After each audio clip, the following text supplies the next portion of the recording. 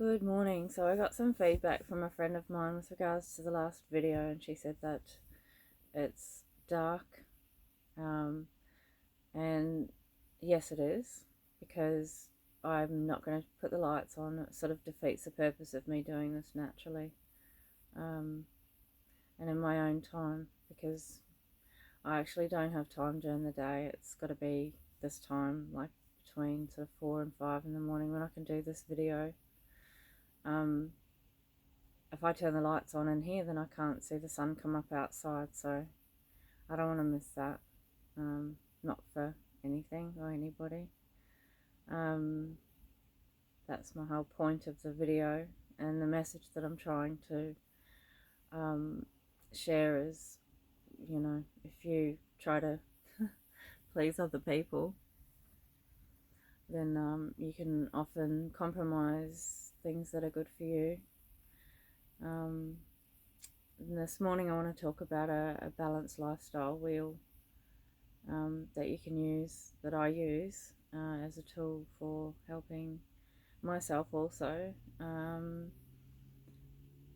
to get a good perspective on what different parts of your life may need some more attention than others. It can be quite difficult to compartmentalize different aspects of your life, and it helps people to do that. So where you have your, say, family, friends and community, that's in one part, and another part would be finances, another part would be personal development, for example, personal and spiritual development, and so on and so forth. So we get that into a wheel, which then you colour it in like a mandala, so that you can fill up the spaces that you think you feel fulfilled in each section. It looks like a target. It's got your core values right in the middle. So think about your core values, what means the most to you in your life. For me, it's health, always. My health always comes first. And finances is probably third. It's probably up the top for a lot of people, but for me, it's it's a priority, but my health is always going to be number one, because without my health, I'm not going to be able to make money, am I? Or how long am I going to be here for if I don't have my health, etc. So in the middle of the target, we've got core values. So you clarify what those are for yourself, and then it moves out to the next section, which would be 0 to 3. So that would be the lowest amount of satisfaction or fulfillment you'd be getting from each section of your life, or each area of your life. It goes from 0 to so you have your core values, and then you have your 0 to 3, and then 4 to, say, 6, and then 7 to 10. And if you're in the 7 to 10, say you got 10 and you coloured the whole piece of the pie or the piece of that wheel in, then that means that there's not really any room for improvement in that area. And of course we would aim for each area to be fully coloured in. That would be amazing, but very unlikely. So it's a good exercise to do, whether it be on a monthly basis or however often you think that is worth doing. I wouldn't say probably any less than a month, because things are changing and we're always working on different things in our lives, but it's good to get a perspective on what those on which things that we do need to spend that time on and energy and attention, to see where things are lacking, and if there's something that doesn't feel like it's going well, it's good to also, again, to compartmentalize rather than having everything feel like it's all in disarray. It helps to put things into perspective. So that's another tool. Again, on the last video that I made with regards to relaxation, that's important too, obviously. And your waking and sleeping, your cycle, your routine. When you wake up early, go to bed early. What I do to go to bed early is put I understand everybody's got kids. No, I'll rephrase that. Everybody has different things going on in their lives, different responsibilities and dependents, and so it may not be easy to start with, but you just figure it out as you go along. Get your goal and then work it out as you go, and just keep heading towards it on a daily basis. So with regards to getting to sleep early, I'll have my phone go on do not disturb from 7:30 till 3:30 a.m. every night. It goes on automatically. I've set that so that I don't get any interruptions, generally from via phone call or text, because it's quite easy to pick that phone up and see who's messaged you, or if somebody calls, you can let them know, look, I've got to be asleep by 8:30 because I've got to wake up at 3:30, 4 a.m. They might hear you say that, but when you get into a conversation, they're not thinking about your sleep. They're thinking about the conversation that you're having and that they need to talk to you. So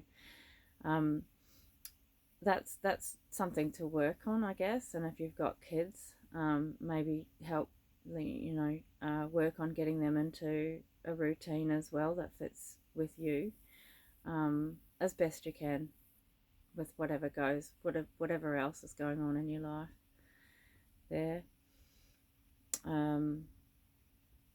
The other thing I have is an alarm that will go off at 7:30 as well, to tell me, and it says you can name your alarms, and mine says tools down. It means, for me, whatever I'm doing, I need to stop and get ready for bed, because it's so easy to get caught up in things. You lose track of time. This avoids that. So I have 2 alarms that go off when I'm at work, when I've been working FIFO. It's so important, to get that sleep. And so at 7:30 in the morning, 7:30 at night, an alarm will go off.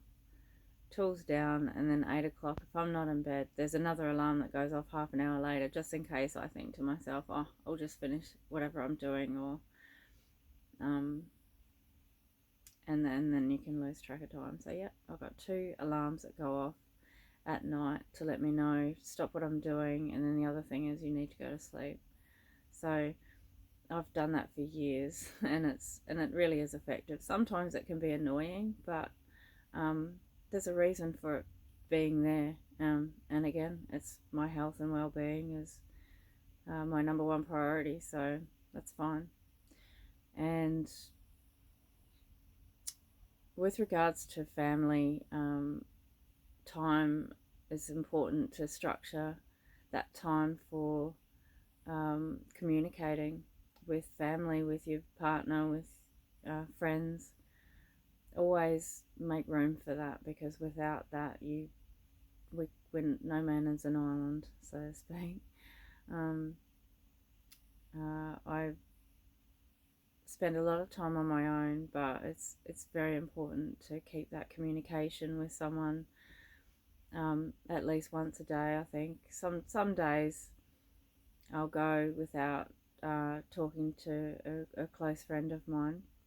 Maybe it's generally a text or a something, but Yeah, it's especially FIFO. There goes my alarm there, one of them. I woke up a bit earlier this morning. Um, so yeah, it's important to have that space for communicating with friends and family or your partner or whatever. Um, family time, and particularly, like I say, when you're away and you're doing 12-hour shifts and you come home, I'll get into nutrition and eating windows and stuff like that later on, but where there's a window where you can sleep, like you'll find, when you're tired at night, say for example, um, I know people. I know some people they don't want to sleep too early because they say they wake up in the middle of the night. Not sure, or they wake up too early. I'm not sure. Sorry how that works, but I I'm always sleeping. There's a window that I know that I have that's got to be before 8:30 at night for me to sleep. If I don't sleep at that time, because that's when I'm tired, once I've woken up in the morning, say from say 3:30, 4 a.m. in the morning, um, that time around 8, it might be earlier some nights where um, it's 7:30 or whatever because of what's going on with my body. It might be fighting a virus or something. Your body and your immune system. The more you learn about that's really interesting. There's all sorts of things going on in there that it happens automatically that we don't really know about. But when you when you sort of read about it or learn about it, it's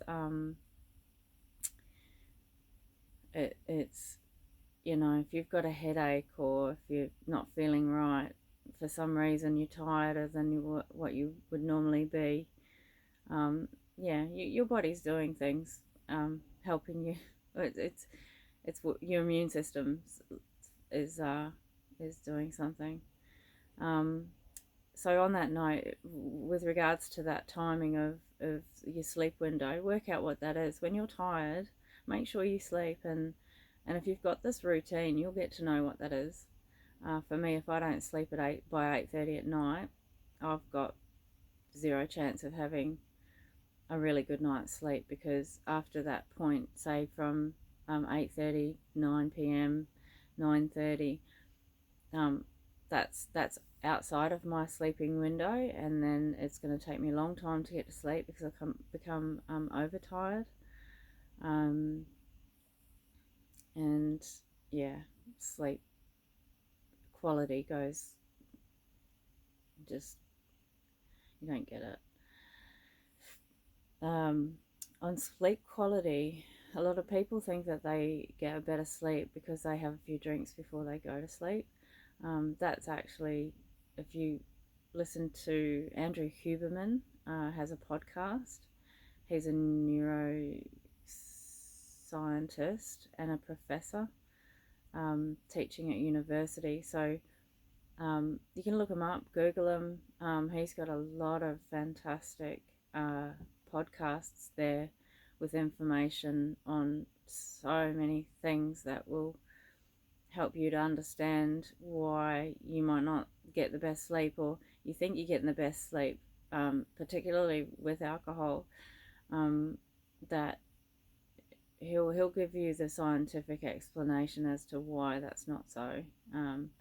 You might think you had a good sleep, but why are you tired the next day? Why are you craving sugary foods? That's because you didn't get a good night's sleep, but you think that you did.